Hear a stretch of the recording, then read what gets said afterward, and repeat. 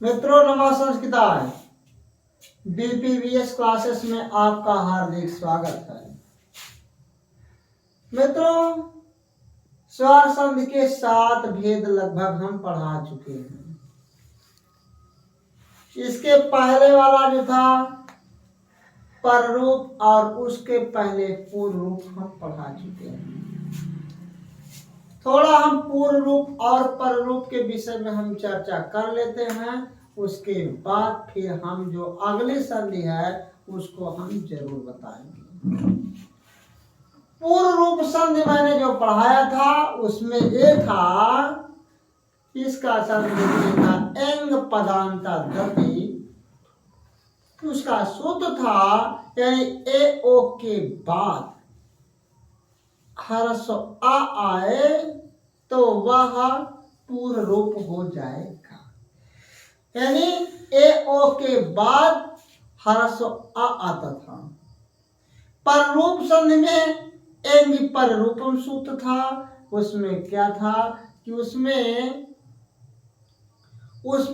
ए ओ के बाद नहीं, उसमें क्या था, उसमें तो ए ओ के बाद ह्रस्व आ आता था, लेकिन इसमें की खासियत ये है कि पहले उपसर्ग जरूर आएगा। पहले अकारांत उपसर्ग आएगा, उसके बाद ए ओ जुड़ेगा, तब पर रूप संधि होती थी। पूर्व रूप में दूसरी खासियत ये थी कि उसमें यश जैसे चिन्ह यदि लगा रहे तो पूर्व रूप समझ लीजिए, और ए जो है इसमें उपसर्ग लगा रहेगा तो आप पर रूप समझ लीजिएगा। आगे की कड़ी में आज संधि में जो पढ़ाऊंगा प्रकृति भाव संधि है। यह उच्च लोगों के लिए है, उच्च वर्ग के लोगों के लिए है, जैसे टीजीटी, पीजीटी और टेट, सुपर टेट। यह निम्न क्लास में नहीं पूछी जाती है। या उच्च वर्ग को लोगों के लिए जो टीजीटी की तैयारी कर रहे हैं, पीजीटी की तैयारी कर रहे हैं, टेट और सुपर टेट की तैयारी कर रहे हैं, उन छात्रों के लिए है। तो आज हम बता रहे हैं प्रकृति भाव संधि।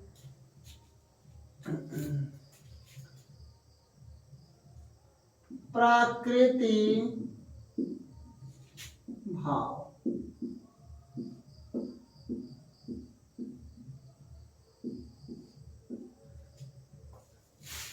प्रकृति भाव संधि, इसका सूत्र है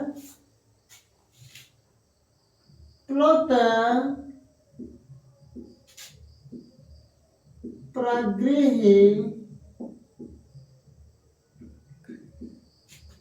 आचि नित्यम।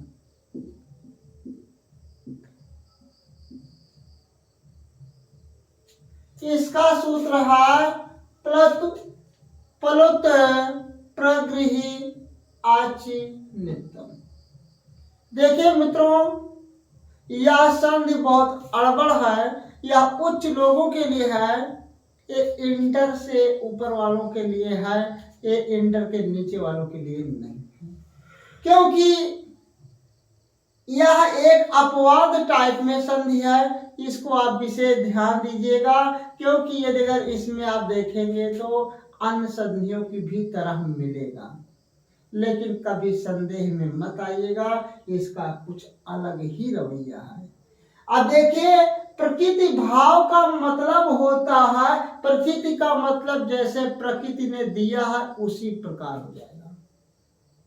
अभी तक आप लोग पढ़े थे कि जब संधि हम करते थे तो जो पूर्व वर्ण होता है, 2 वर्ण होते हैं, एक पूर्व होता है एक पर होता है।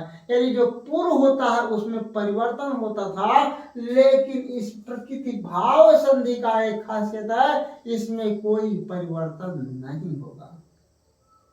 इसमें कोई परिवर्तन नहीं होगा, जैसे का तैसे ही होगा। आप इतना जरूर समझ लीजिए कि इसमें कोई परिवर्तन नहीं होगा। प्रकृति का मतलब ये होता है, मान लो प्रकृति का मतलब ये होता है जैसे का तैसा। जैसे का तैसा यानी कहने का मतलब जैसे का तैसा, यानी कहने का मतलब कोई परिवर्तन नहीं होगा। इतना जरूर ध्यान दे लीजिए, कोई परिवर्तन नहीं होगा, नहीं होगा। अब हम समझते हैं प्लुत क्या है, प्रगृह क्या है, अच क्या है। प्लुत का मतलब ये होता है, आपको मित्रों पहले हम पढ़ा चुके हैं कि स्वर के 3 भेद होते हैं। यदि उस तरह देखो तो एक अनुनासिक, एक अनुनासिक। दूसरी बार देखो तो एक ह्रस्व होता है, एक दीर्घ होता है, एक प्लुत होता है। और तीसरे उच्चारण के अनुसार देखो तो एक उदात्त होता है, एक अनुदात्त होता है, एक स्वरित होता है। लेकिन जहां पर जिसका जैसे प्रयोग होगा वहां पर उसको हम आपको व्याख्या करते चलेंगे। प्लुत का मतलब होता है जहां पर, देखिए जहां पर एक मात्रा का समय लगता है, जहां पर वर्णों के उच्चारण में एक मात्रा का समय लगता है उसे हम ह्रस्व कहते हैं, इसको मैं बता चुका हूं। और जहां पर वर्णों के उच्चारण में 2 मात्रा का समय लगता है उसे दीर्घ कहते हैं। लेकिन प्लुत की बात आ गई तो जहां पर वर्णों के उच्चारण में 3 मात्रा का समय लगता है उसे प्लुत कहा जाता है। यानी आप नोट कर लेंगे, यानी जिन वर्णों के उच्चारण में, जिन वर्णों के उच्चारण में 3 मात्रा का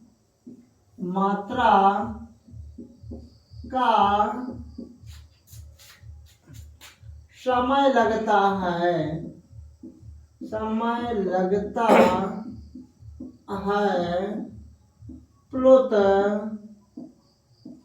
कहलाता है, प्लुत स्वर कहलाता है।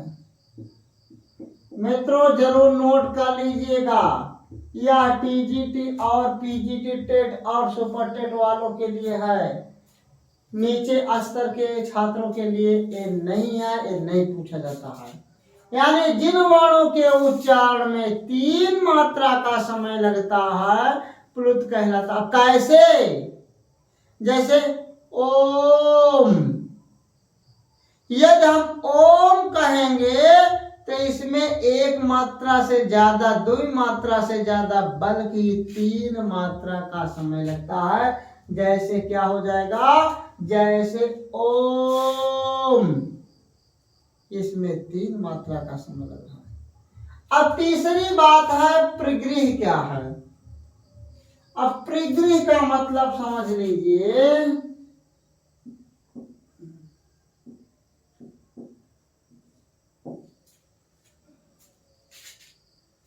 यानी ईकारांत, एक इकारांत होता है, एक ईकारांत, उकारांत,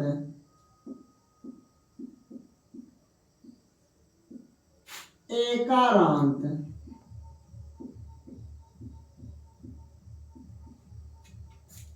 द्विवचन की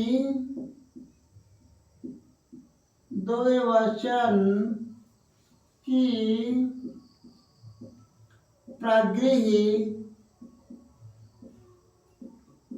संज्ञा होती है, संज्ञा होती है।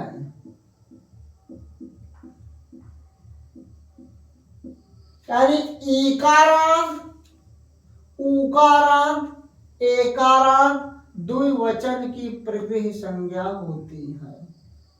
अब आप लोग समझते होंगे कि ईकारांत क्या है, उकारांत क्या है, एकारांत क्या है। आप ध्यान दीजिए शब्द रूप की तरफ।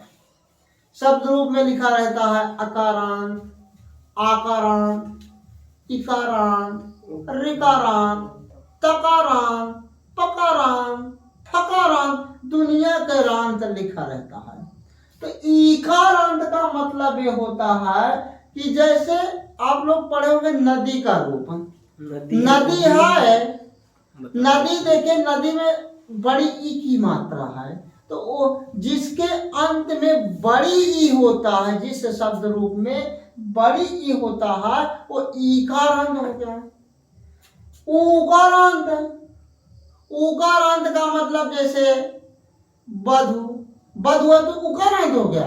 यदि हम उसी को बधु कह देते हैं तो उकारांत हो गया। भानु, भानु उकारांत होता है, लेकिन भानु कह देते हैं भानु तो उकारांत हो गया। और एकारांत, जहां ए होता है लास्ट में, जिसके शब्द के अंत में ए होता है, वो एकारांत। तो इसमें प्रगृह का मतलब ये हुआ कि कोई भी रूप आएगा, ईकारांत का जो दूसरा वाला रूप आएगा, वह दो वचन वाला जो आएगा, वही चीज प्रगृह संज्ञक है। जैसे विष्णु है, विष्णु विष्णुवो, विष्णु विष्णु विष्णुवा, तो एक वचन नहीं बल्कि दो वचन को। भानु भानु उदय, भानु भानु उदय, तो इसमें भानु द्विवचन हो जाएगा। ठीक इसी प्रकार ऐसे होगा। अब हो गया आचि नित्यम। आचि का मतलब होता है अच प्रत्याहार।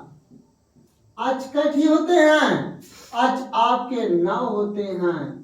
मित्रों, हम प्रत्याहार बताए हैं, प्रत्याहार निकालना जरूर सीख लीजिए, क्योंकि जरूर पूछा जाता है। आज प्रत्याहार कितने सूत्रों से मिलकर बना है?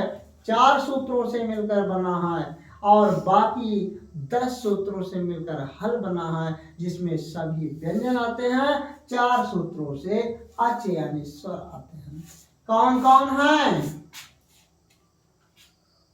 आई, आई उड़, आ हटा देंगे, आई उड़ रील रे, आई उड़ आ हटा दिए, रेल रेक का हटा दिए, ए ओ, ए ओंग अंगा हटा दिए, आय आओ, आय आओ च हटा दिए। यानी कितने कितने सूत्र से मिलकर बना? 4 सूत्रों से मिलकर बना। कितने वर्ण होंगे हैं अच प्रत्याहार में? 9 वर्ण होते हैं। 1 2 3 4 5 6 7 8 9। अच को क्या कहा जाता है? अच को स्वर कहा जाता है। अच को क्या कहेंगे? स्वर कहा जाता है। अब आप आइए अपनी लाइन पर। यानी प्रकृति भाव का मतलब क्या होता है? यानी प्रकृति का मतलब होता है जैसे का तैसा, यानी कहने का मतलब कि कोई परिवर्तन उसमें नहीं होता है। प्लुत का मतलब ये होता है जिन वर्णों के उच्चारण में 3 मात्रा का समय लगता है, प्लुत कहलाता है। और प्रकृति का मतलब होता है ईकारांत, ओकारांत, ऐकारांत द्विवचन की प्रकृति संज्ञा होती है। और लास्ट में कह दिया अच। अच का मतलब होता है अच प्रत्याहार, जिसमें 9 वर्ण आते हैं। अच को स्वर कहा जाता है। यह प्रत्याहार 4 सूत्रों से मिलकर बना है। इसमें आपके एक वर्ण। अब हम लिखते हैं इसकी परिभाषा।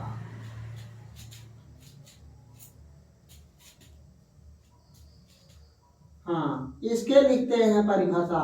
यदि प्लुत और प्रगृह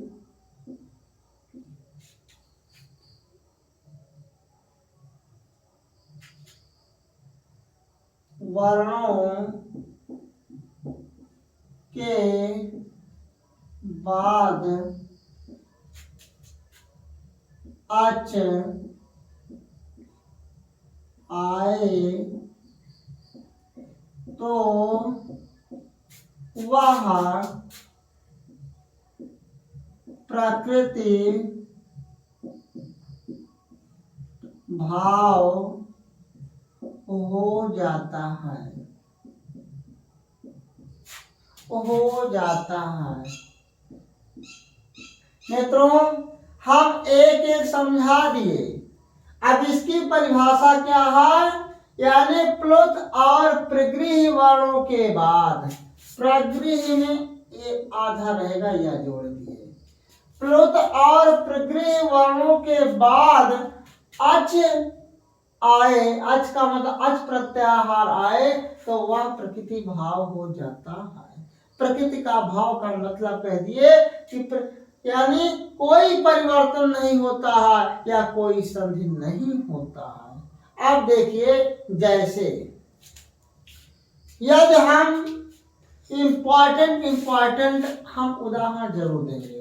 जैसे चला उदाहरण, जैसे गो धन अग्रम। अब देखिए, गो है, अब गो, अब आपको लग रहा है कि ओ लगा है, लेकिन ओ नहीं लगा है, ये प्लुत है। इसमें इसको हम जोर से बोलेंगे गो। अब गो नहीं कहेंगे, गो, क्योंकि दो मात्रा से ज्यादा का है। गो धन अग्रम, अग्रम यानी प्रगृह्य वर्ण है, यानी प्रगृह्य वर्ण अग्रम। गो जो है, देखिए इसमें दो प्रकार के हैं, प्लुत और एक तो होता है प्लुत और दूसरी बात ये होता है प्रगृह्य। प्रगृह्य में बताया कि अगर हम गो का रूप धारण, गो का रूप पढ़ेंगे, गो गौ गावा, हाँ, तो इसमें देख लीजिए गो, तो ये प्रकृति भाव हो जाएगा, यानी गो अग्रम। क्या हो जाएगा? गोधन अग्रम बराबर गो अग्रम।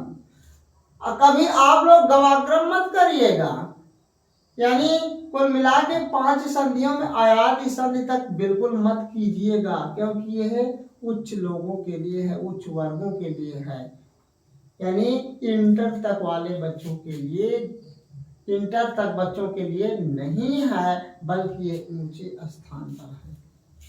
जैसे अब देखना, गंगे, गंगे धन अमू, गंगे धन अमू। अब फिर देखिए, एकारांत है कि नहीं है? एकारांत है, और फिर उसके बाद स्वर है। एकारांत है, फिर स्वर है, तो हो जाएगा यानी बराबर गंगे अमू। फिर देखिए, फले माल भानु, भानु धन एतव, भानु धन एतव। अब भानु है, देखिए हम गुण संधि में पढ़ाए, यहाँ संधि में पढ़ाए थे तो उकारांत किए थे, लेकिन इसमें द्विवचन की बात हो रही है, प्रगृह्य है, द्विवचन भानु भानु बानु। हाँ, तो इसमें देखिए प्रगृह्य है और उसके बाद स्वर है, तो ये सीधा का सीधा ये भी हो जाएगा कि भानु एतव, भानु एतव। फिर देखिए, जैसे ई धन इंद्र, समझ में नहीं आ रहा होगा, क्योंकि ये प्रकृति भाव है। प्रकृति का भाव मतलब जैसे जुड़ेगा उसका उसी प्रकार से हो। ई धन इंद्र, इसमें देख लीजिए ये प्रकृति संज्ञक है या तो प्लुत है, और इसके बाद एक स्वर आया है, तो वैसे ही हो जाएगा, यानी ई इंद्र, ई धन इंद्र बराबर इंद्र। आगे देख ले, पचेते पचेते धन इमौ, यहाँ ए देख लीजिए है प्रकृति वर्ण है और इसके बाद ई है यानी अच प्रत्याहार है, तो ये हो जाएगा पचेते इमौ, पचेते इमौ। फिर देख लीजिए गंगे, गंगे अमु, ये हो गया। फिर देखिए एक है लते, मान लो लते धन एते बराबर लते एते, ठीक।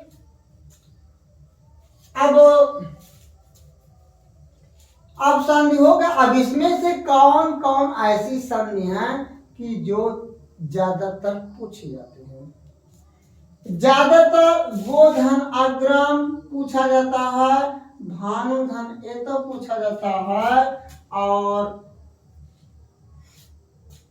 पचेते धन इमो पूछा जाता है। इसलिए मित्रों क्या टीजीटी, पीजीटी और टेट, सुपर टेट वालों के लिए विशेष महत्वपूर्ण है। ये प्रश्न आप समझ कर करेंगे तो निश्चित है सॉल्व कर ले जाएंगे और किसी अन्य संधियों के चक्कर में नहीं पड़ेंगे।